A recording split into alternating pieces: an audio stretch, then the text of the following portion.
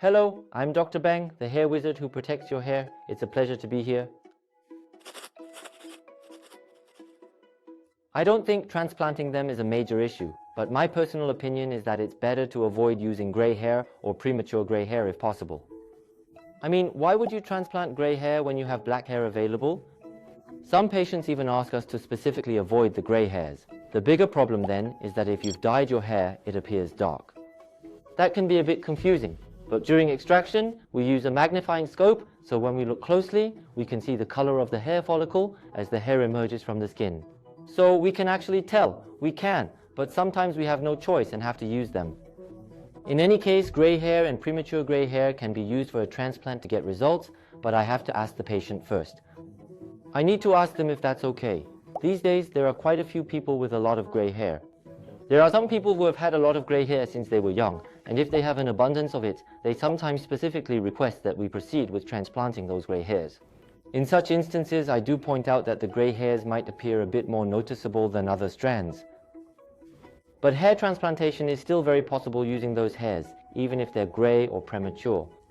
What people are really curious about is whether dyeing gray or premature gray hair might reduce the engraftment rate or even diminish the quality of the emerging hair. My personal opinion, however, is that this is not actually the case. When I explain to patients, I say gray hair, even premature gray, can be transplanted if the hair follicle is healthy.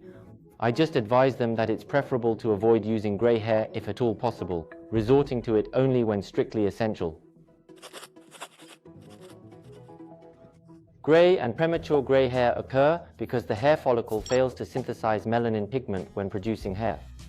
However, I recall hearing from a scientist about some animal experiments where, once an animal's hair turned gray, it very rarely reverted to its original color. They say that for humans it's quite different. Gray hair planted can turn black and vice versa. Black hair might be transplanted but turn gray. That's actually what upsets people most. People can get flustered if the hair was clearly black when transplanted but grows out gray, or if new premature gray hair appears around it. But this is how I explain it. There's no need to worry too much. Even areas where hair had turned gray can eventually become black again. In fact, if you don't manage it properly, even where you had black hair, it might turn white. So I explained that you need to ensure good blood circulation and protein supply to promote healthy regeneration.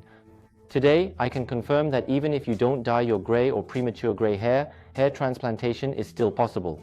While it can be incredibly upsetting to see gray hair, I want to reassure you that it poses no problem for the hair transplantation procedure itself.